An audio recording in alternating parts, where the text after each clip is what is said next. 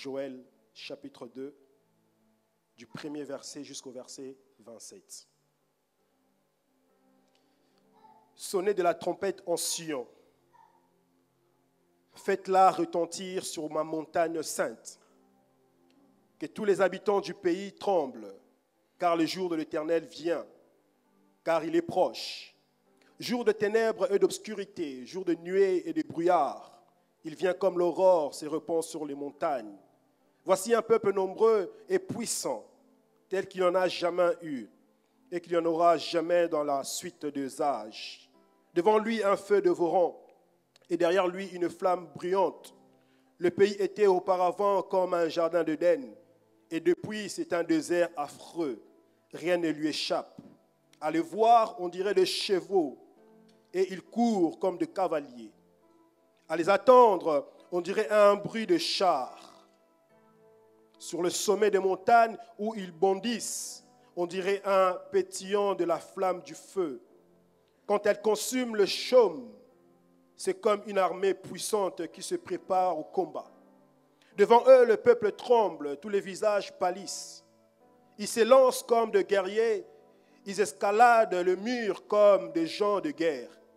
Chacun va à son chemin, sans s'écarter de sa route. Ils ne se présentent point les uns, ils ne se pressent point les uns les autres. Chacun garde son rang. Ils se précipitent au travers de traits sans arrêter leur marche. Ils se dispersent dans la ville, courent sur les murailles, montent sur les maisons, entrent par les fenêtres comme un voleur. Devant eux, la terre tremble, les cieux sont ébranlés, le soleil et la lune s'obscurcissent et les étoiles retirent leur éclat. L'Éternel fait entendre sa voix devant son armée, car son camp est immense et l'exécuteur de sa parole est puissant. Car le jour de l'Éternel est grand, il est terrible, qui pourra le soutenir. Au verset 12, maintenant encore, dit l'Éternel, revenez à moi de tout votre cœur, avec de jeûnes, avec de pleurs et de lamentations. Déchirez vos cœurs et non vos vêtements, et revenez à l'Éternel, votre Dieu, car il est compatissant et miséricordieux. Lent à la colère et riche en bonté, et il se répand de mots qu'il envoie. Qui sait s'il ne reviendra pas et ne se repentira pas? Et s'il ne se laissera pas après lui la bénédiction des offrandes et des libations pour l'Éternel votre Dieu. Verset 15. Sonnez de la trompette en Sion, publiez un jeûne, une convocation solennelle. Assemblez le peuple, formez une sainte réunion. Assemblez les vieillards, assemblez les enfants, même les nourrissons à la mamelle. Que l'épouse sorte de sa demeure et l'épouse de sa chambre. Contre le portique et l'autel pleurent les sacrificateurs, serviteurs de l'Éternel, et qu'ils disent, Éternel, épargne ton peuple, ne livre pas ton héritage à l'opprobre, aux railleries des nations. Pourquoi dirait-on parmi le peuple, où est leur Dieu? Verset 18, l'Éternel est ému de jalousie pour son pays et il épargne son peuple. L'Éternel répond, il dit à son peuple, voici, je vous enverrai du blé, du mou et de l'huile, et vous en serez rassasiés. Je ne vous livrerai plus à l'opprobre parmi les nations. J'éloignerai de vous l'ennemi du nord. Je le chasserai vers une terre aride et déserte, son avant-garde dans la mer orientale, son arrière-garde dans la mer occidentale, et son affection se répandra. Sa pointeur se lèvera dans les airs, parce qu'il a fait des grandes choses. Verset 21, terre, ne crains point, sois dans l'allégresse et réjouis-toi, car l'Éternel fait des grandes choses. Je vais dire à quelqu'un, l'Éternel fait des grandes choses. Bêtes des champs, ne craignez pas, car les plaines du désert réverdiront. Car les arbres porteront leurs fruits, le figuier et la vigne donneront leur richesse. Verset 23, et vous, enfants des Sion, soyez dans l'allégresse et réjouissez-vous en l'Éternel votre Dieu. J'aimerais dire, et vous, Providence, enfants des Sion, soyez dans l'allégresse et réjouissez-vous en l'Éternel votre Dieu. Car il vous donnera la pluie en son temps. Il vous enverra la pluie de la première et de l'arrière-saison, comme autrefois. Verset 24, les airs se rempliront de blé et les cuves regorgeront de mou et d'huile. Je vous remplacerai les années qu'ont dévoré la sauterelle. Je me dis que je vous remplacerai les années qu'a dévoré la sauterelle. le Gélec et le Asile et le Gazam, ma grande armée que j'avais envoyée contre vous. Au verset 26, vous mangerez et vous rassasierez. J'aimerais dire à quelqu'un, tu mangeras et tu seras aussi rassasié. Et vous célébrerez le nom de l'Éternel, votre Dieu, qui auront fait pour vous des prodiges. Et mon peuple ne sera plus jamais dans la confusion. Je vais dire à quelqu'un, tu ne seras plus jamais dans la confusion au nom de Jésus. Et vous saurez que je suis au milieu d'Israël. Et vous saurez que je suis au milieu de Providence. Que je suis l'Éternel, votre Dieu, qu'il n'y en a point d'autre. Et mon peuple ne sera plus jamais dans la confusion. Verset 28, après cela, je répandrai mon esprit sur toute chair. Vos fils et vos filles prophétiseront, vos vieillards auront des songes et vos jeunes gens des visions. Même sur les serviteurs et sur les servantes. Dans ce jour-là, je répandrai mon esprit. Je ferai paraître des prodiges dans les cieux et sur la terre, du sang, du feu et de colonnes de fumée. Le soleil s'échangera en ténèbres et la lune en sang, avant l'arrivée du jour de l'Éternel, de ce jour grand et terrible. Alors quiconque invoquera le nom de l'Éternel sera sauvé. Le salut sera sur la montagne de Sion et à Jérusalem, comme a dit l'Éternel, et parmi les réchappés que l'Éternel appellera. Amen.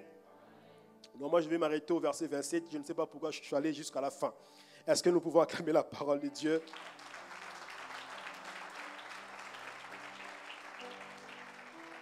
Dernier verset, 2 Rois 13 au verset 20 à 21.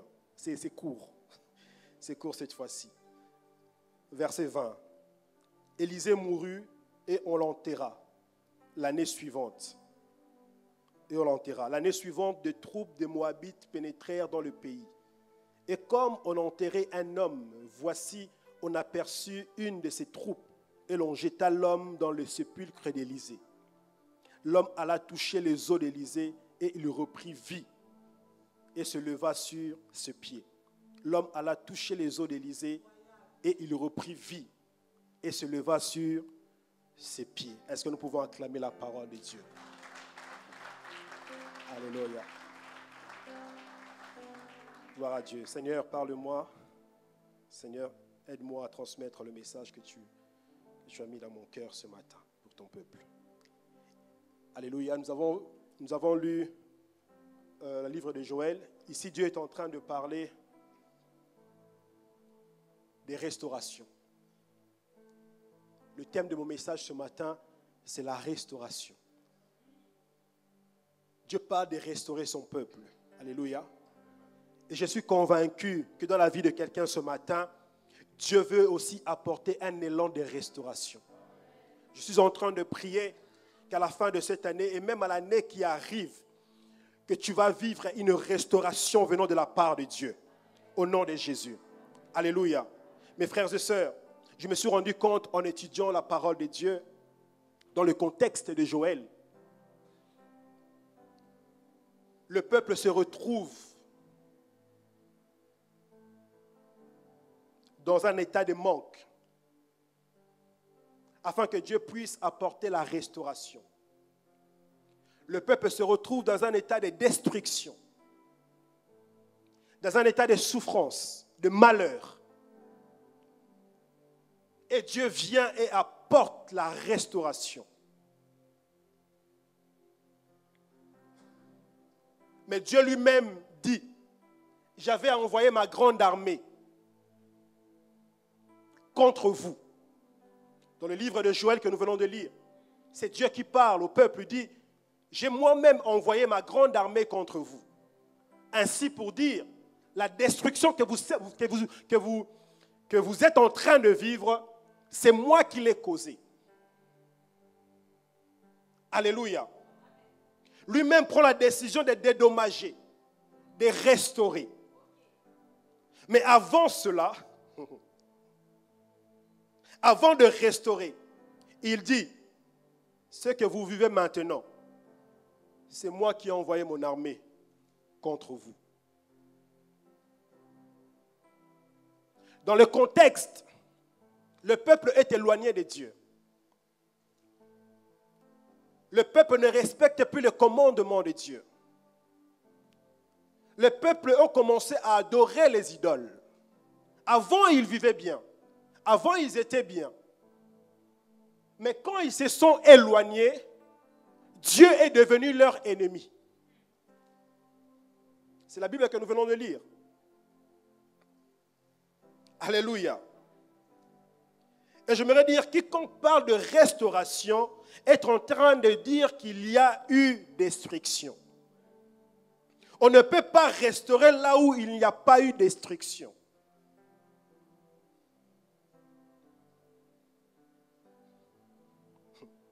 La Bible dit que Dieu a des projets de bonheur pour nous, n'est-ce pas? Il dit ce que je veux pour vous, c'est des bonnes choses. Mais généralement, à cause de notre marche, à cause de notre désobéissance, Dieu permet à l'ennemi de rentrer dans notre vie et de détruire. J'aimerais dire à quelqu'un, souvent quand il y a la destruction, ne fais pas trop vite des prières de flash, des prières de feu. Souvent, quand il y a les désordres dans ta vie, quand il y a des choses que tu ne comprends pas encore, ne commence pas d'abord à chasser les démons. Souvent, le problème, ce n'est pas le diable. Souvent, c'est notre marche qui a permis que Dieu lui-même ouvre la porte et envoie l'ennemi. J'aimerais dire à quelqu'un, avant de commencer à formuler des prières d'attaque, avant d'accuser les uns et les autres, prenons la parole de Dieu, la lumière de la parole de Dieu et mettons-la sur nous. La Bible dit que la parole est un lampe à nos pieds, une lumière sur nos sentiers. C'est avec cette lumière de la parole que nous pouvons voir si nous sommes toujours dans la voie de l'Éternel. Si nous marchons toujours dans la voie de Dieu. J'aimerais dire à quelqu'un, parfois la destruction, c'est Dieu qui le permet en vue de nous enseigner. Souvent, quand le malheur arrive et frappe à notre porte, souvent, Dieu permet cela parce qu'il veut nous faire transmettre un message. C'est une alerte que Dieu envoie pour nous dire qu'attention, là tu es en dehors, là tu pars. Reviens vers moi. C'est une alerte pour nous dire que tu n'es plus dans la voie du Seigneur. Mais la bonne nouvelle est que ce n'est jamais définitif. Tu peux changer le cours de l'histoire. Alléluia. Si seulement tu reviens à Dieu, les autres choses aussi que tu as perdues reviennent aussi vers toi. Malheureusement, dans le monde et même dans l'Église, nous courons vers les choses. Et c'est une mauvaise formule. Alléluia. Ne courez pas vers les choses. Si vous n'obéissez pas à Dieu, même si vous courez vers les choses, ces choses-là vous fuiront. C'est pourquoi il est écrit, fais de l'Éternel tes délices, il te donnera ce que ton cœur désire. On a couru vers le mariage et on est allé de déception en déception amoureuse. On a couru vers le travail et on est allé de CDD en CDD, de stage en stage. J'aimerais dire à quelqu'un, cours vers Dieu, tu ne seras jamais déçu. Jamais déçu.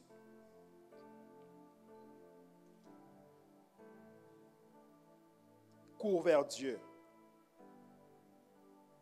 Tu ne seras jamais déçu.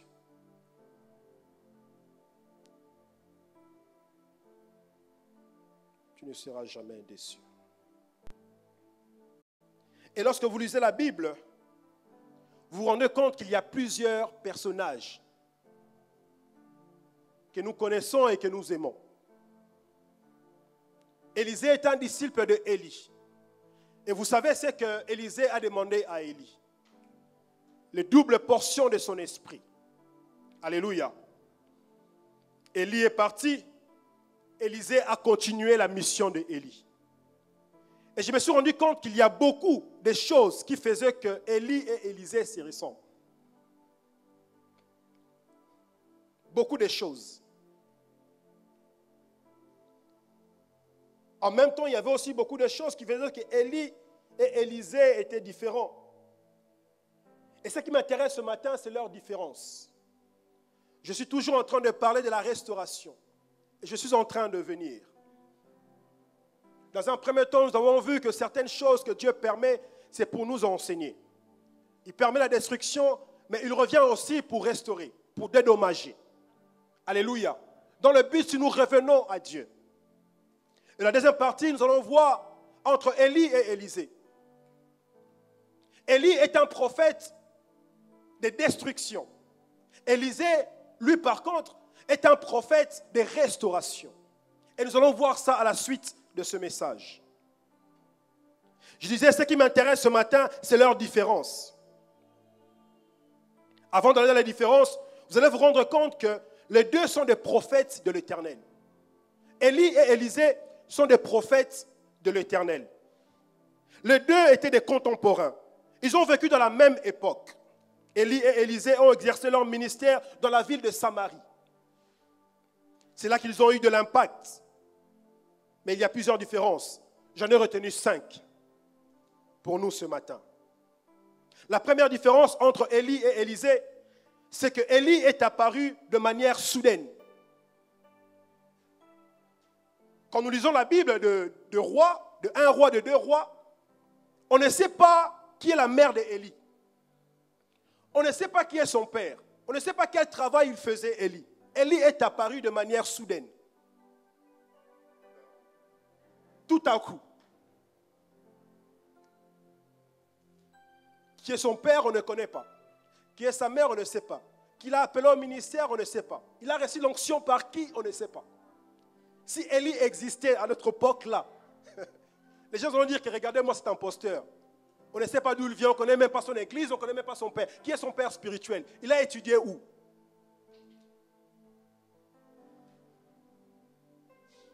Alléluia.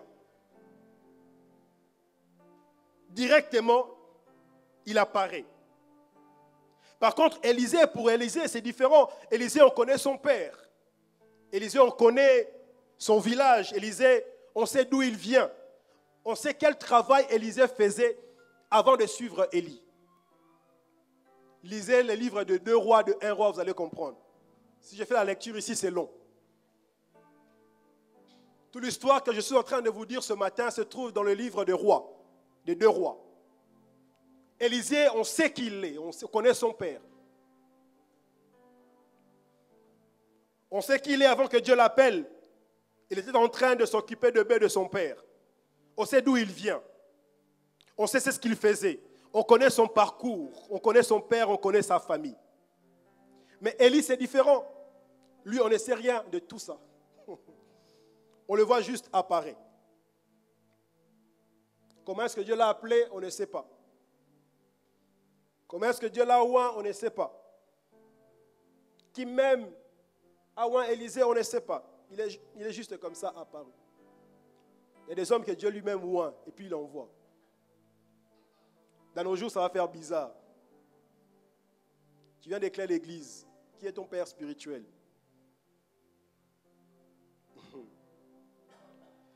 La deuxième différence entre Élie et Élisée est que le premier miracle de Élie était de bloquer la pluie pendant 3 ans. Le premier miracle de Élie, c'était de bloquer la pluie pendant 3 ans. Par contre, le premier miracle public d'Élisée était d'assainir les eaux. Alléluia. Élie a bloqué les eaux, Élisée a guéri les eaux. On est ensemble. La troisième différence entre Élie et Élisée, c'est dans le caractère. Élie était un homme solitaire. Élie vivait seul. Tu n'allais pas le voir dans un coin là et tout, en train de discuter, en train de papoter, tout ça, non. Élie, c'était un prophète mystique. Déjà, on ne sait pas d'où il vient. Deuxièmement, c'était quelqu'un de solitaire, il vivait seul. Mais Élisée a passé sa vie en compagnie de prophètes. La quatrième différence entre Élie et Élisée, c'est dans la manière dont ils sont morts. Élie n'est pas vraiment, mais vraiment mort. Élie est mort comment? Il a été enlevé par les chars de feu. Mais par contre, Élisée est mort d'une maladie. Et on l'a enterré. Alléluia.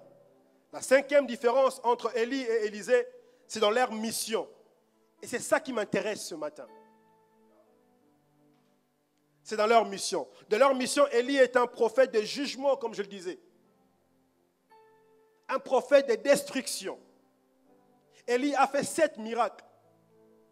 Élisée, son fils, il en a fait 14. Je prie que tu fasses plus. Cher pasteur, nous prions que plus. Et lorsque vous analysez le miracle d'Élie, c'est plus de miracles de destruction, de jugement. Il apporte le jugement de Dieu contre ceux qui sont égarés de Dieu. Ça, c'était Élie. Il jugeait. Il vient, il déclare, il ne va plus pleuvoir ici pendant 3 ans. Et la pluie obéit, la pluie s'arrête. Il n'y a plus de pluie, il n'y a rien. Les agriculteurs, à cette époque-là, je ne sais pas, grève. On cherche Élie. Il est où cet homme? Ce qui m'étonne ici en France, quand pendant un certain moment, il n'y a pas la pluie, les agriculteurs font grève. Et je me demande, mais ils font grève contre qui? Ça m'a toujours étonné cette affaire. Ils déclarent que ce n'est pas normal et puis ils font grève. Ils veulent se faire attendre. Mais qui? C'est la faute du président.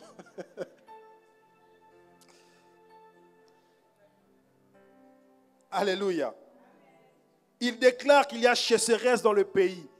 Destruction totale. Mais Élisée, lui, quand il est venu, Dieu l'a utilisé comme un prophète de la grâce, un prophète de la restauration. Et la plupart des miracles d'Élisée étaient des miracles de restauration. Un jour, par exemple, le fils de prophète était en train de manger, mais la nourriture n'était pas saine. Il dit à Élisée, Seigneur, la mort est dans le pot. La Bible déclare qu'Élisée prit la farine, il a jeté la farine dans la nourriture et la nourriture est redevenue saine. Restauration. Un autre jour, on est venu dire à Élisée, la ville est bien, mais le seul problème qu'il y a dans la ville, c'est que les eaux de la ville sont amères.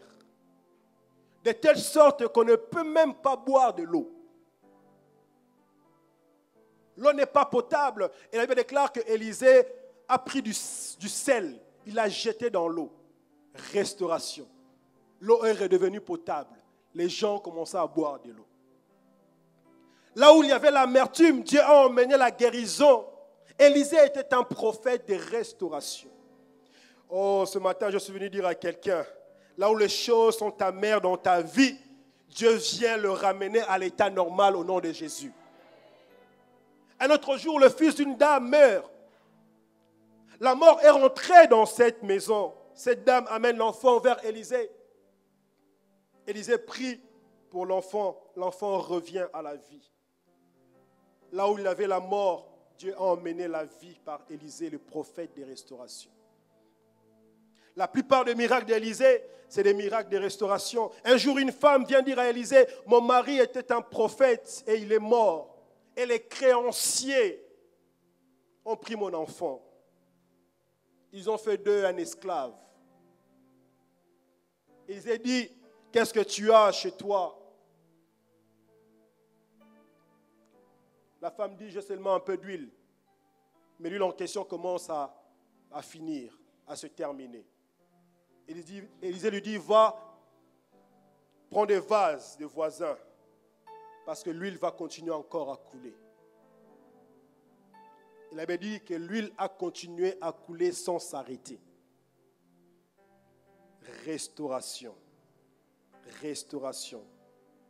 Je suis venu annoncer à quelqu'un que Dieu t'emmène dans une saison où les choses qui ont commencé à finir vont couler sans s'arrêter. Je disais que je suis venu dire à quelqu'un que Dieu t'emmène dans une saison où les choses qui ont commencé à se terminer dans ta vie vont commencer à couler sans s'arrêter au nom puissant de Jésus-Christ de Nazareth. Alléluia.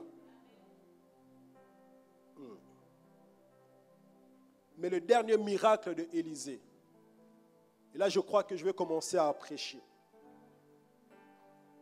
Quelqu'un dit ok, que Dieu m'aide. Le tout dernier miracle de Élisée,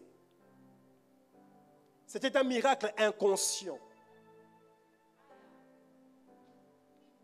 Le tout dernier miracle de Élisée, c'était un miracle inconscient.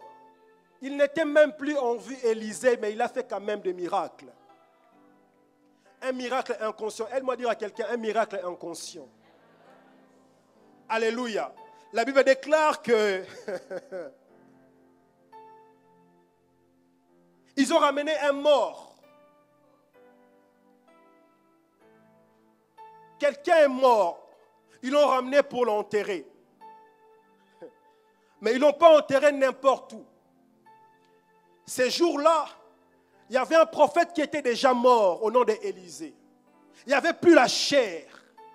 Il n'y avait que les os qui restaient. Ça veut dire que Élisée était déjà mort depuis longtemps. Ça veut dire que ça faisait déjà plusieurs années que Élisée n'existait plus dans le monde. Et ces jours-là, quelqu'un qui était mort quelque part, ils l'ont pris, ils l'ont emmené pour l'enterrer. Et quand ils l'ont emmené pour l'enterrer, ils ont vu des brigands, ils ont vu des voleurs, ils ont eu peur. Ils ont jeté cet homme. Alléluia. Ils ont jeté cet homme. Je vais dire à quelqu'un, n'aie pas peur quand les gens te jettent ou te rejettent. Le plus important, ce n'est pas qu'ils t'ont rejeté. Le plus important, ce n'est pas qu'ils t'ont jeté. Le plus important, c'est où tu es tombé quand ils t'ont jeté. Cet homme qui était mort, il n'est pas tombé n'importe où. La Bible déclare, il est tombé dans les... Oh, ses os, son corps ont touché les os d'Élisée. Et cet homme est redevenu à la vie. Restauration. J'aimerais dire à quelqu'un, peu importe le rejet, peu importe le rejet, peu importe le rejet, Dieu est avec toi. Ils peuvent te rejeter, ils peuvent te carter, mais Dieu ne t'écartera jamais. Le plus important, ce n'est pas qu'ils t'ont jeté, ce n'est pas qu'ils t'ont rejeté, c'est où tu es. Oh, où tu es tombé, où tu es tombé, où tu es tombé. Je suis tombé entre les mains de Dieu. Vous pouvez me rejeter, mais je suis tombé entre les mains de Dieu. Vous pouvez m'écarter, mais je suis... Ah, est-ce que je parle à quelqu'un ce matin? La Bible déclare, lorsqu'il est tombé, il s'est réveillé, il a commencé à courir. J'aimerais dire à quelqu'un ce matin, Dieu va te donner de la vitesse. Tu vas rattraper les années que tu as perdues. Tu vas rattraper les années que tu as perdues. Laisse-les avancer. Laisse-les se marier. Laisse-les avoir beaucoup d'argent. Ton temps arrive où tu vas... Oh, frères et sœurs, normalement, quand on tombe et qu'on se réveille, normalement, Yasmine, on ne court pas direct. Quelqu'un qui était mort, qui est tombé, qui se réveille. Normalement, je commence à marcher. Mais du fait qu'il était mort, il doit d'abord, je ne sais pas, d'abord se relever. D'abord, essayer de réaliser tout ça. Mais la Bible me dit, il n'a pas fait tout ça. Quand il s'est réveillé, il a commencé à courir. Ce matin, Dieu va donner de la vitesse à quelqu'un. Ce matin, Dieu va donner de la vitesse à quelqu'un. Tu ne vas pas marcher comme tous les autres, mais tu vas courir vers ton destin. Est-ce que je parle à quelqu'un ce matin? Est-ce que je parle à quelqu'un ce matin? Le temps est arrivé où Dieu va te donner de la vitesse. Ils ont beaucoup avancé, ils ont beaucoup gagné, mais ton temps arrive où tu prendras de la vitesse. Je déclare dans la vie de quelqu'un ce matin, je déclare dans la vie de quelqu'un ce matin, que Dieu te donne de la vitesse, que Dieu te donne de la vitesse, que Dieu te donne de la vitesse, que Dieu te donne de la vitesse. Ils ont fait ce qu'ils pouvaient faire. Ils ont pris des postes. Toi, tu es resté derrière. Tu as fait les protocoles. Mais le temps arrive où Dieu te donne de la vitesse. Où Dieu te donne de la vitesse. Dieu te donne de la vitesse ce matin.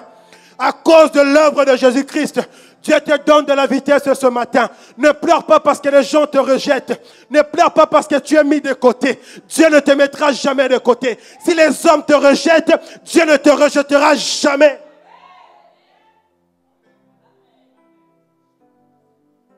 Barabra sontorobrosha. Marabra sontorobobo shata. Mandarabra satarababa sata. Dieu me dit que quelqu'un va prendre de la vitesse, restauration. Dieu va restaurer quelqu'un. Et ça va commencer cette semaine. Il y aura des témoignages. J'attends restauration, restauration. J'attends restauration, restauration. Je ne prophétise pas beaucoup, mais quand je prophétise, je ne rate jamais. Je ne rate jamais. Je ne rate jamais. C'est que je sens dans mon cœur. Quelqu'un va prendre de la vitesse. Je le sens de tout mon cœur. Est-ce que nous pouvons nous lever et prier? Est-ce que nous pouvons nous lever et prier? Marabra sotorobosha.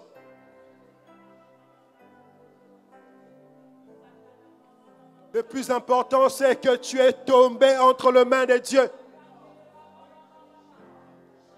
Joseph pouvait dire, ah, vous avez prévu de me faire du mal, mais Dieu a changé cela en bien. Vous avez prévu de me faire du mal, mais Dieu l'a transformé en bien. J'aimerais dire à quelqu'un, ne crains pas, ne crains pas, ne crains pas le rejet. Ne crains pas le rejet, ne crains pas le rejet. Ne crains pas le rejet. Est-ce que tu peux commencer à prier? Est-ce que tu peux commencer à prier? Ne crains pas le rejet. Le plus important, c'est où tu es tombé. C'est où tu es tombé. C'est où tu es tombé. Dieu va changer cela en bien. Dieu va changer cela en bien. Et lève ta voix et parle à Dieu. Parle à Dieu.